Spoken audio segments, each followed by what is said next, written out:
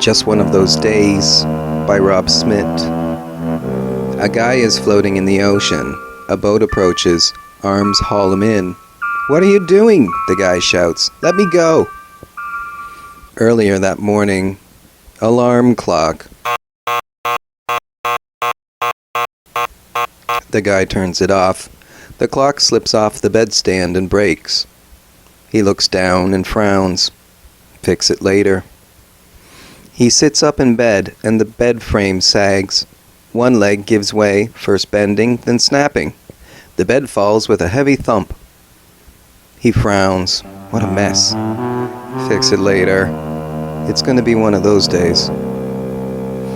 He pulls a shirt from his closet, and the clothes rack falls down. He frowns. No time for this. Fix it later. In the bathroom, the toothpaste falls on the floor, and he squishes it underfoot. Reaching down to pick up the toothpaste tube, he knocks his toothbrush in the toilet.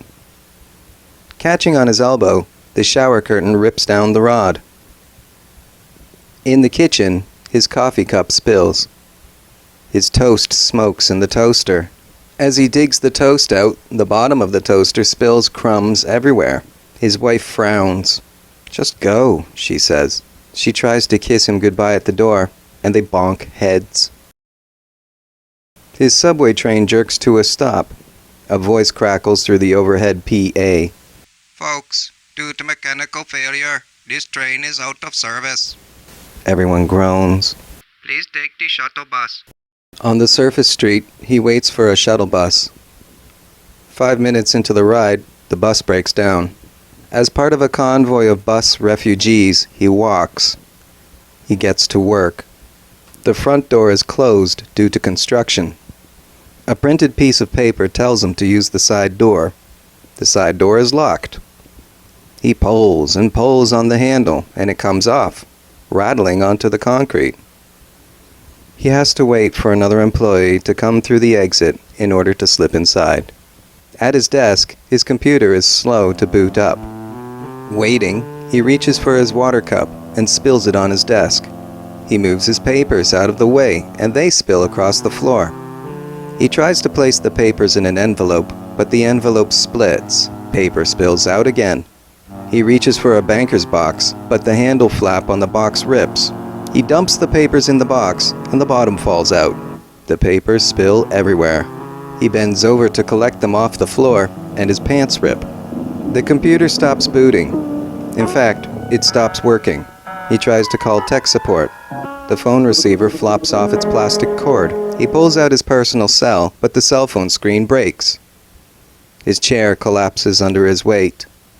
His coworker passes by, stops, and asks, "Is everything all right?" Sitting, legs splayed, slightly flushed, the guy says, "I think it's time for a break." He goes to the elevator. As he presses the lobby button, his finger dislodges it, and it falls to the ground, spilling wires. The light on the elevator blinks, once, twice, off, on the fritz. Since the doors have not closed yet, he decides to take the stairs. After he leaves, the elevator begins to sway terrifyingly as a steel cable bundle frays. He pushes the door open into the fire escape stairs, and the handle groans, falls off. He has to force his way through into the fire escape. The lights flicker in the stairwell. On, off, on, off. He hustles down the stairs, and the lights mounted up high blink out as he passes by.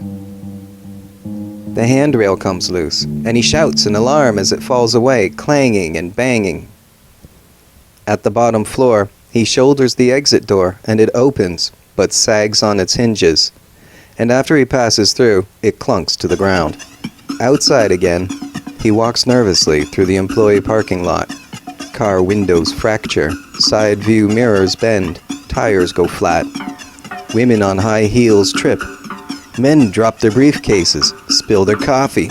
Coins spill out of parking meters in a silver cascade. Exiting the parking lot, he runs down Main Street. He runs past a long line of windows, and a long crack follows in his wake. He runs for a subway station, then stops at the stairs, peering down into the tunnel. He gets a bad feeling. He bypasses the subway and continues down the hill of Main Street. The soles flap on his shoes. His toes burst free. His shoelaces untie. His belt pops with a sping sound, and his pants flop around his knees. A man falls off his bicycle and gives him the finger. Abandoning his pants and shoes, the guy runs frantically. Beside him on the street, a car crashes. Another car crashes. Then a bus. A water main pops, and a huge pressurized jet of water fountains into the air. Bricks fall off scaffolding, followed by heavy pipes, and then the scaffolds themselves. He sees the lake shore in the distance, on the other side of a green leafy park. He runs into the park, shoeless feet slapping the grass. The grass yellows and dies under his feet. Limbs crack off trees, and the trees fall over. Fissures open up in the grass, and the topsoil falls away into vast underground sinkholes. The guy is thrown from his feet by the trembling earth.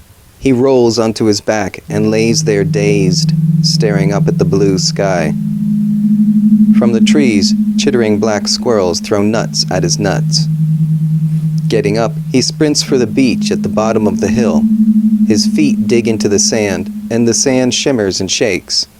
Things long buried boil up out of the sand, ossified driftwood, ancient fish bones.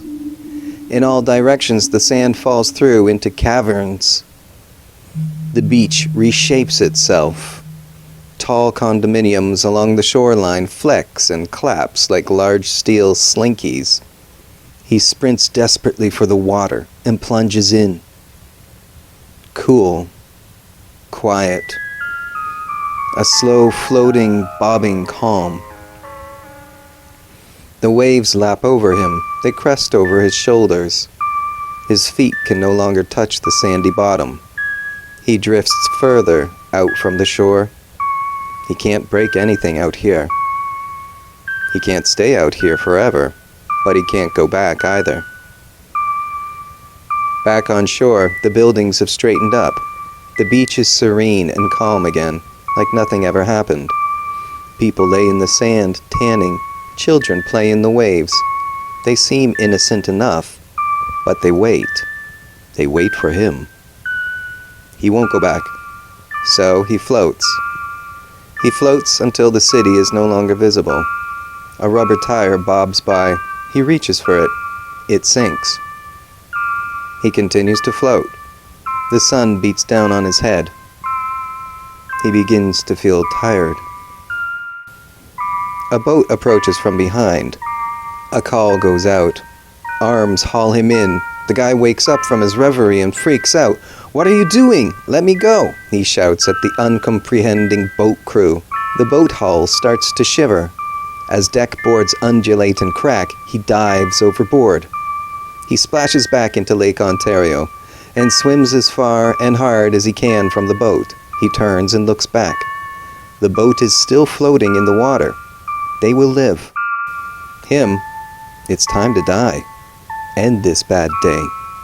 Letting out his breath, he sinks, sucks water in, and sinks further down to darkness. The guy has already faded away into death, so he doesn't see that as his cold corpse settles into its grave under the black water, a tangle of muck and branches, a spiderweb of cracks shoot through the rocky lake bed he rests upon. A small crack becomes a great crack, which lances hundreds of kilometers through the Earth's rocky crust, straight through to its hot magma core. Waves of lava pound out from the cracks, forcing volcanic eruptions that blast the water into steam, land into ash. Huge crushing chasms rip the flesh of the earth apart. Coming apart in segments like an orange, Earth both collapses and explodes, sending its contents and civilizations spiraling out into the cold void of space. God looks down and frowns. What a mess. I'll fix it later. It's just one of those days.